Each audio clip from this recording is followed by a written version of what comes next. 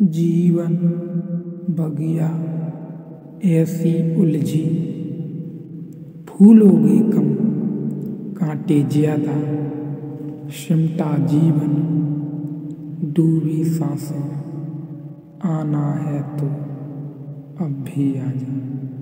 यदि आपने अभी तक अंतिम अध्याय नहीं देखा है तो कृपया करके अंतिम अध्याय देखें, उसके बाद ही इस अध्याय में प्रवेश करें। पिछला अध्याय का सार इस अध्याय से मिलता है, इसलिए मैं आपसे विनती करता हूँ, यदि आपने पिछला अध्याय नहीं देखा है तो यह अध्याय भी न देखें, फिजूल में अपना समय व्यतीत न करें। ऋषि कह रहा है कि अभी भी जीवन में कांटे ज़्यादा नहीं हैं, अभी भी फूल बरस सकते हैं।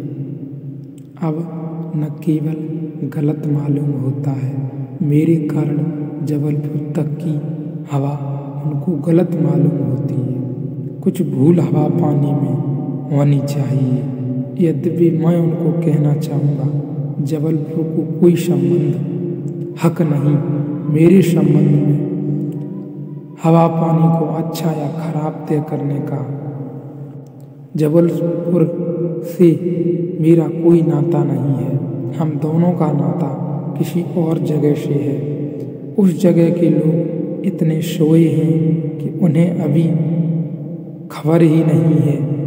महेश योगी और मेरा जन्म पास ही पास हुआ, दोनों गांडरवाड़ा के आसपास पैदा हुए। उनका जन्म चीचली में हुआ, मेरा जन्म कुछ वाड़े में हुआ। अगर हवा पानी खराब है तो वहाँ का होगा, इसका दुख गांडरवाड़ा को होना चाहिए।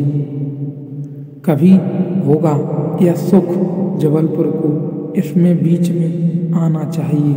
लेकिन मन कैसे तर्क रचता है।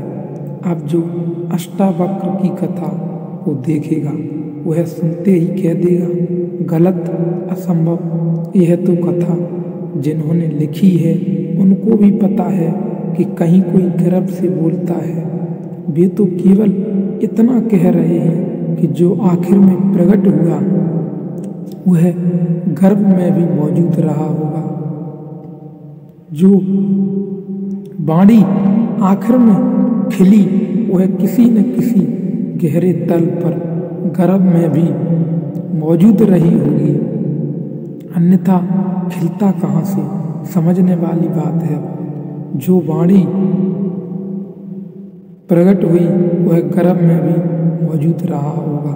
जो वाणी आखिर में खिली पुष्प की तरह वह किसी न किसी गहरे तल में गर्भ में भी मौजूद रही होगी, अन्यथा खिलता कहाँ से, आती कहाँ से। शून्य से थोड़े ही कुछ आता है। हर चीज के पीछे कारण है, नहीं देख पाए हो हम ही कुछ आता है। हर चीज के पीछे कारण है, हम भले ही न देख पाए हो लेकिन था तो मौजूद। ये सारी कथाएं इसी का सूचन देती हैं अष्टावक्र के संबंध में। दूसरी बात जो ज्ञात है वह यह है, जब वे 12 वर्ष के थे, बस 2 ही बातें ज्ञात हैं। तीसरी उनकी अष्टावक्र गीता है, या कुछ लोग कहते हैं अष्टावक्र संहिता। जब वे 12 वर्ष के थे तो एक बड़ा विशाल शास्त्रार्थ जनक ने रचा। जनक सम्राट थे और उन्होंने सारे देश के पंडितों को निमंत्रण किया और उन्होंने 1000 गाय राजमहल के द्वार पर खड़ी कर दी और उन गायों के सींगों पर सोना गढ़ दिया और हीरे जवाहरात लटका दिए और कहा, जो भी विजेता होगा वह उन गायों को हाँक कर ले जाए। बड़ा विवाद हुआ।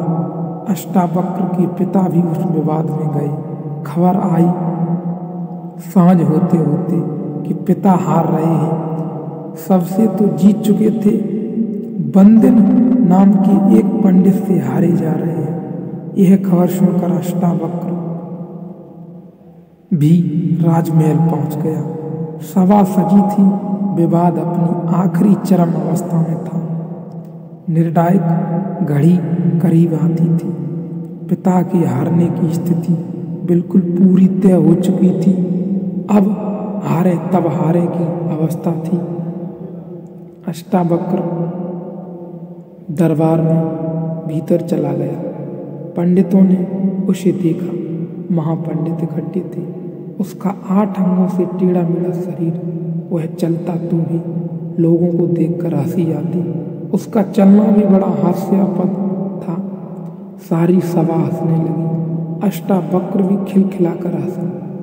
जनक ने पूछा, और सब हंसते हैं? वह तो मैं समझ गया क्यों हंसते हैं, लेकिन बेटे तू क्यों हंसा है?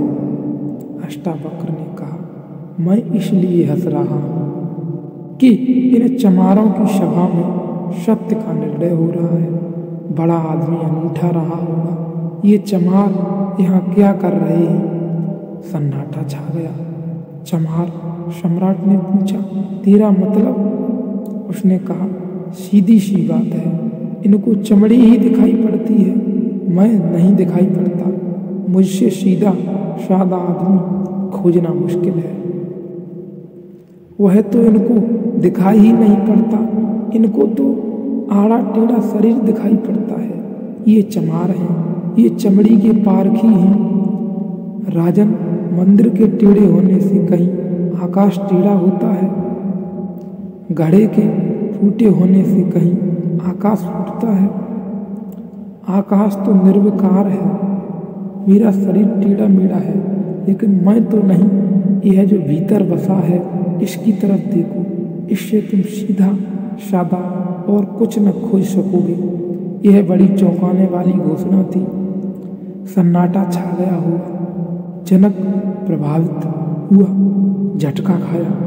निश्चित ही वहाँ चमारों की भीड़ इकट्ठी करके बैठा है।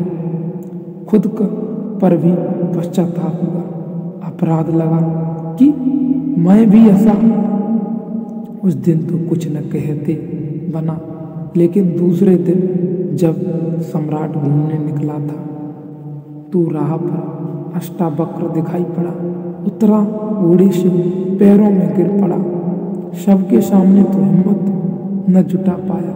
एक दिन पहले तो वहाँ था। बेटे तू क्यों हंसा?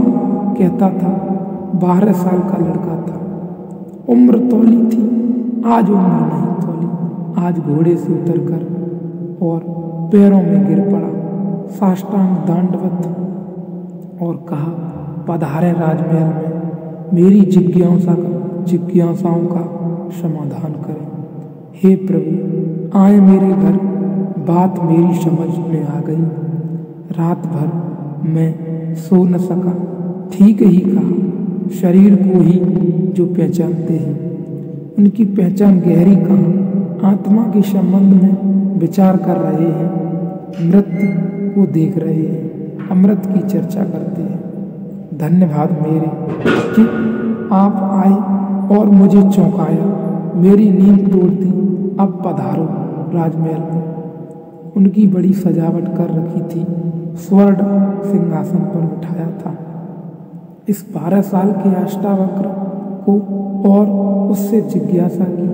पहला सूत्र जनक की जिज्ञासा है। जनक ने पूछा है, अष्टावक्र ने समझाया है। इससे ज्यादा अष्टावक्र के संबंध में और कुछ पता नहीं है, और कुछ पता होने की जरूरत भी नहीं है। काफी इतना बहुत है। हीरे बहुत होते भी नहीं, कंकड़ पत्थर ही बहुत होते हैं। हीरा एक भी काफी होता है। ये दो छोटी सी घटनाएं हैं। ये दो ही छोटी सी घटनाएं हैं, एक पहली और एक दूसरी।